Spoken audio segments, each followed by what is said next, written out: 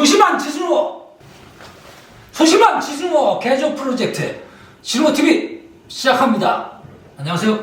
인터뷰하는 지승호입니다.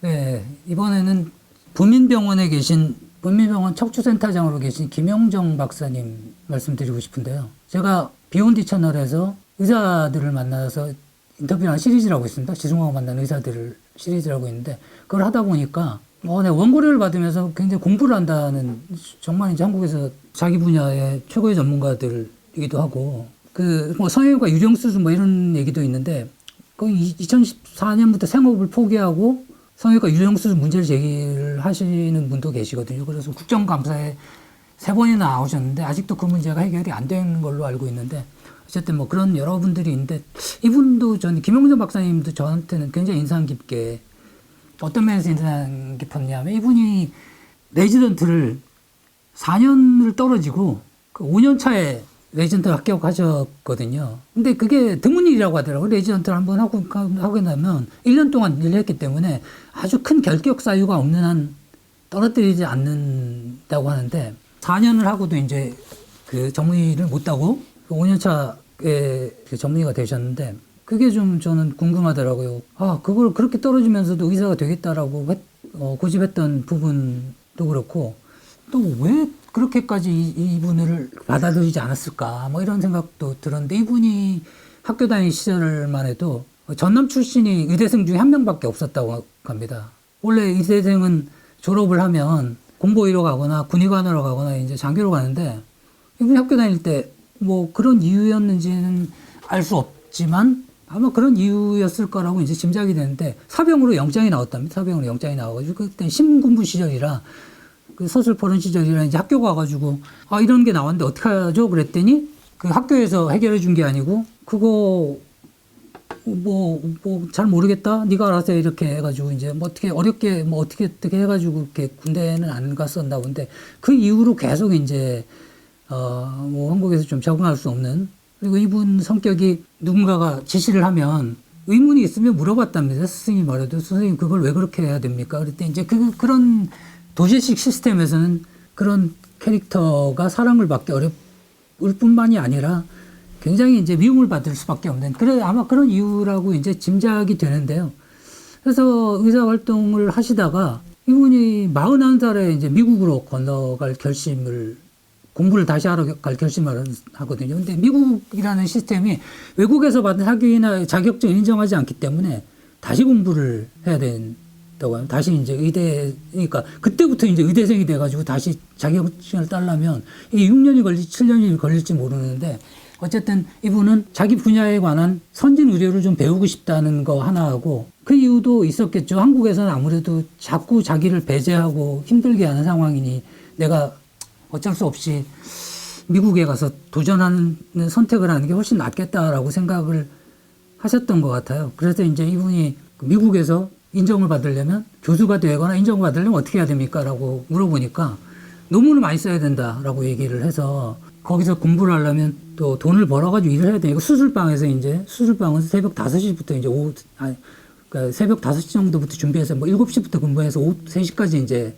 근무를 하고, 그 근무가 끝나면 12시까지 논문을 썼다고 그러는데, 그때 근무를 하면서 이제 그때 찍었던 사진 차트들을 다 분석해가지고 이제 논문으로 쓰기 시작해가지고, 그러니까 이분이 전문이 이제 척추 측만증이라고 흔히 말하는 이제 곱사등이 얘기를 하는 거, 옛날에 많았지만 지금은 이제 조기 진단을 하기도 하고 해서 우리나라에서 별로 이제 볼 수는 없는 병인데, 그 척추 측만증의 세계적 대가입니다. 이분 원래 어떤 논문이 중요하냐 라는 걸 따질 때 제일 많이 보는 게 인용지수잖아요. 그러니까 어떤 사람이 이 논문을, 어떤 학자들이 이 논문을 얼마나 인용했냐.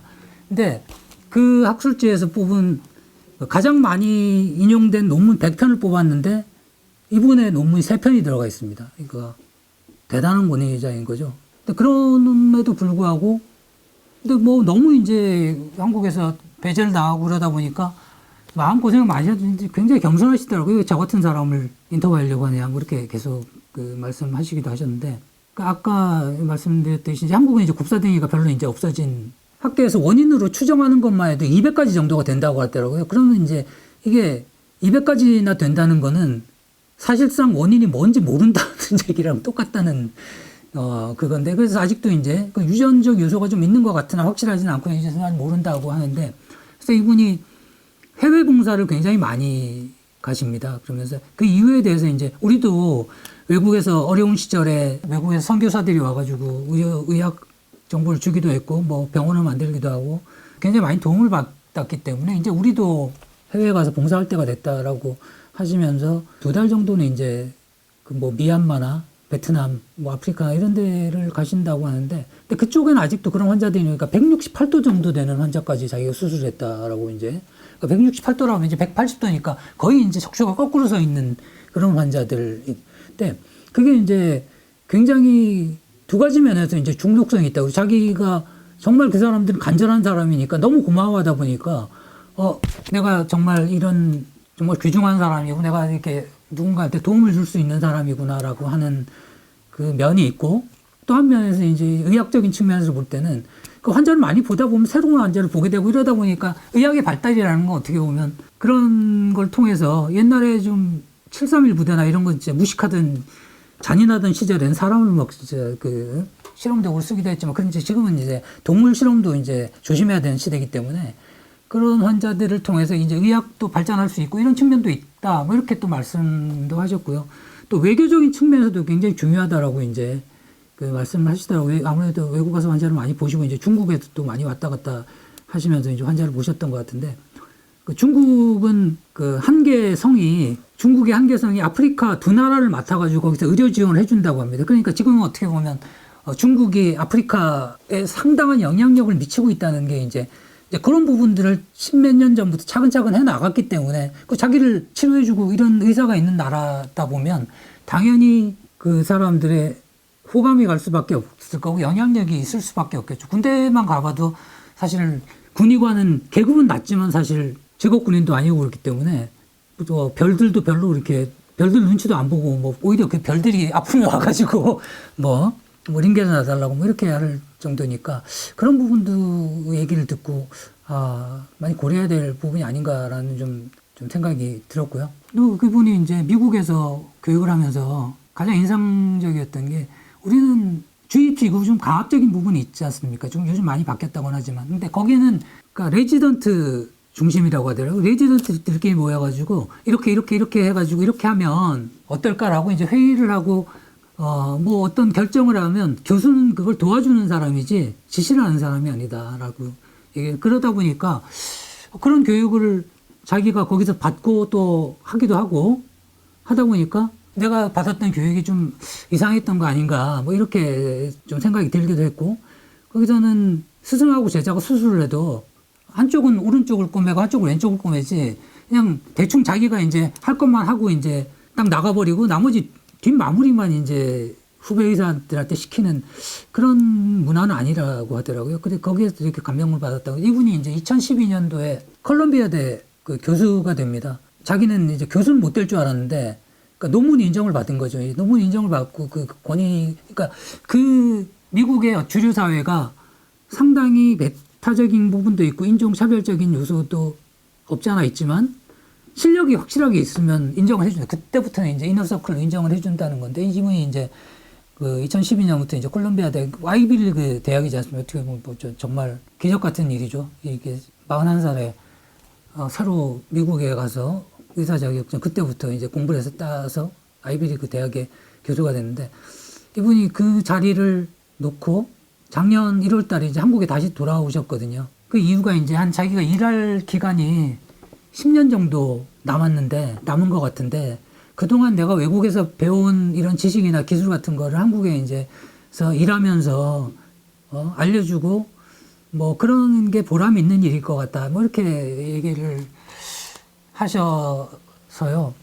굉장히 그게 또 감동적. 한국 사람도 좀 미안하기도 하고 되게 고맙기도 하고 그렇더라고요. 저 같으면 승질나서 그냥 야, 나를 이렇게 대접한 한국 사회 꼴도 보기 싫을 것 같은데, 제대하면 이제 사람들이 그 방향을 향해서 뭐 오줌도 안 누겠다 뭐 이런 것처럼. 근데 이분은 계속 그런 생각을 갖고 있으면서 아마도 한국에서 태어난 사람은 어떤 일이 있어도 한국에 편이 될 수밖에 없을 것 같다.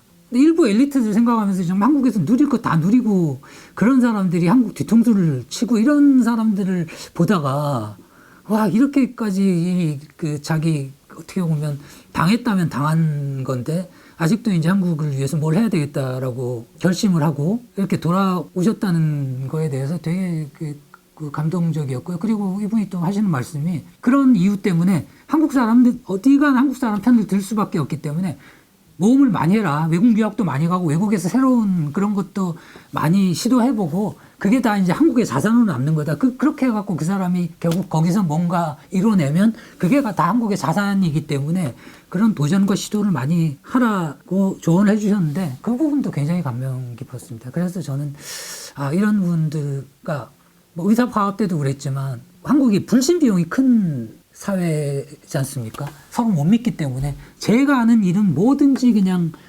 이유가 있을 거야. 쟤는 뭐 돈만 아는 악마 같은 놈이야. 뭐 이렇게 생각하다 보니까 타협이 안 되고 이럴 텐데 아마 의사파업도 그런 측면이 있었을 겁니다. 이제 국민과 의사가 서로 못 믿는.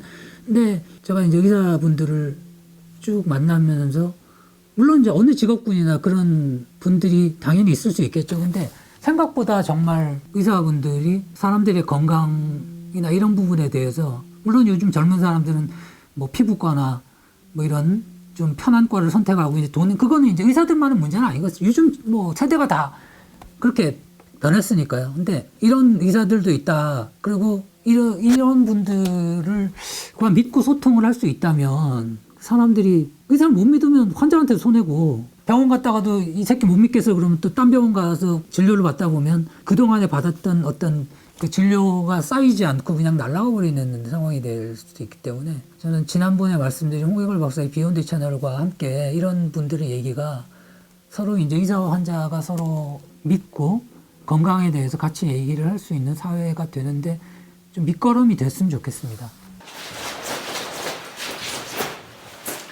지승호 개인 살리기 프로젝트